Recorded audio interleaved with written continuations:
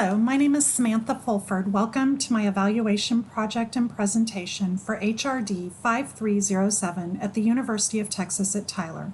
For my final project, I created, implemented, and evaluated a new beverage cart service training module for my place of employment, the Golf Club Star Ranch. The following presentation will highlight the results of the evaluation. Let us begin.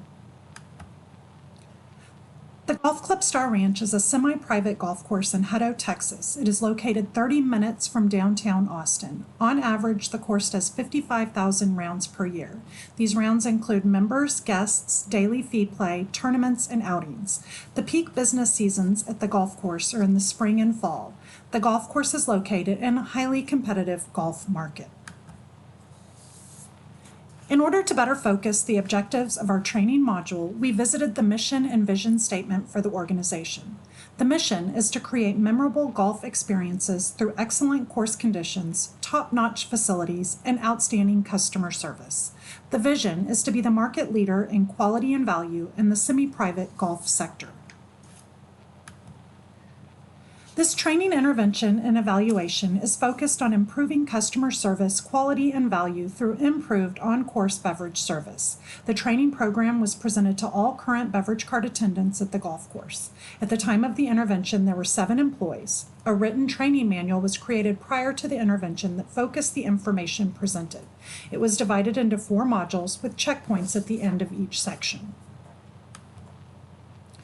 The following key evaluation questions were developed to determine if the training goals were being met. 1. What knowledge, skills, and abilities have program participants acquired during the training intervention that will assist them in performing their jobs? 2. To what extent has the beverage cart training program increased customer satisfaction? 3. To what extent has the beverage cart training program resulted in increased revenue? And 4. What is the return on investment for the program? To determine whether the training intervention was successful, several variables or measures of success were employed.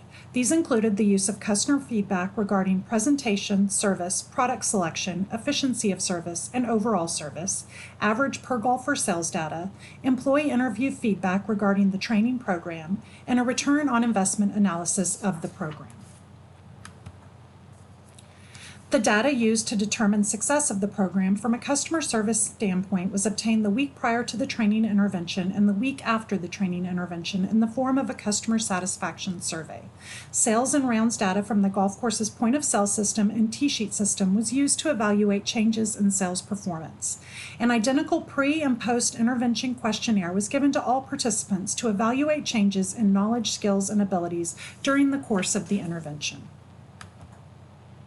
To gather customer service data, a cluster sampling method was used. For the 4 selected days the week prior to the intervention, 667 surveys were handed out to customers. Of these surveys, 149 were returned. 8 surveys were discarded due to incomplete data, leaving 141 surveys for the sample. The sample for the pre-intervention survey had a 95% confidence level with a 7% margin of error. For the 4 selected days after the intervention, 911 surveys were handed out to customers. Of these surveys, 130 were returned. 5 surveys were discarded for incomplete data, leaving 125 surveys for the sample. The sample for the post-intervention survey had a 95% confidence level with an 8% margin of error. The questionnaire for customer service included 5 questions regarding on-course beverage cart service. The customers were asked to provide feedback based on a 1 to 5 Likert scale rating, with 1 being very dissatisfied and 5 being very satisfied. The questions included: 1. How would you rate the cleanliness and presentation of the beverage cart today?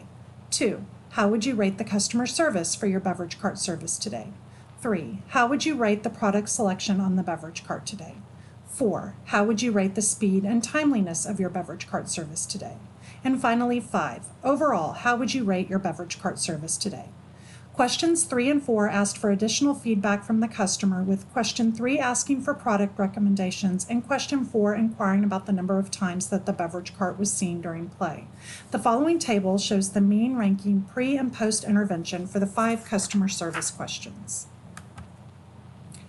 While the results are all positive and seem to show a small improvement in customer satisfaction levels, the data is not statistically significant given the confidence level and the margin of error for the sample used. The non-Likert scale questions, while not answered by all respondents, did provide useful information regarding product recommendations for the course. Several customers requested more food options and IPA beer selections. These product recommendations have been added to the inventory selection. In addition, the average times the cart was seen per round increased from 3.5 to 3.85.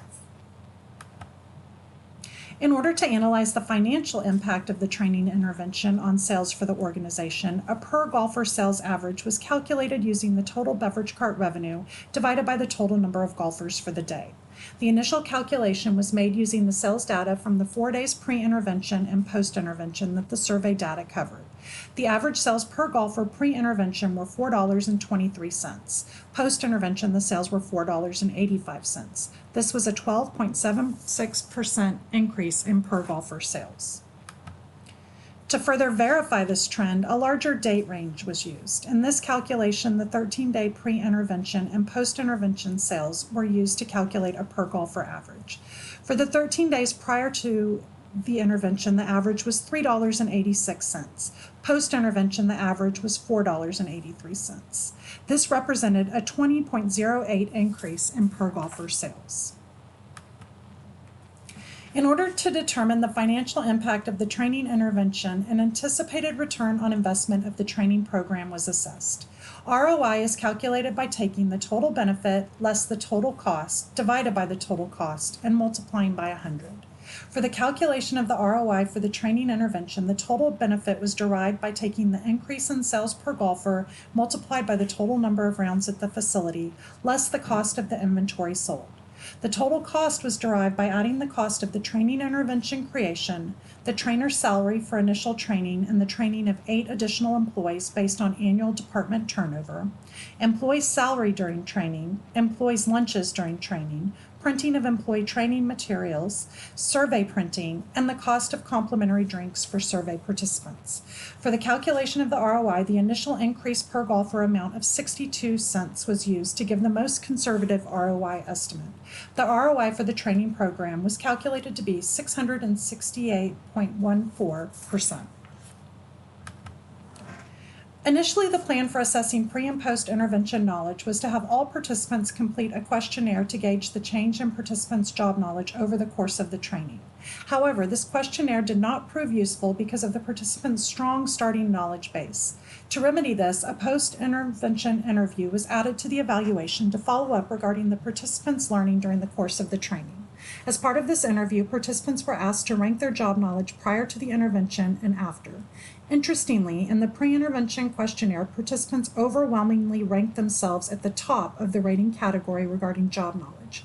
After the intervention, most participants retroactively assessed their starting knowledge in the upper 3/4 of the rating category and their current knowledge just below the highest point, suggesting that through participation in the training module, they realized that they had room for improvement. Participants were also asked if they felt the training was worthwhile, would increase customer service levels, and whether they recommended the training to be used for future beverage cart staff. All participants answered yes to these questions. In conclusion, overall, the intervention appears to have been successful. However, due to time constraints in the evaluation process, there are questions regarding the margin of error for the sample.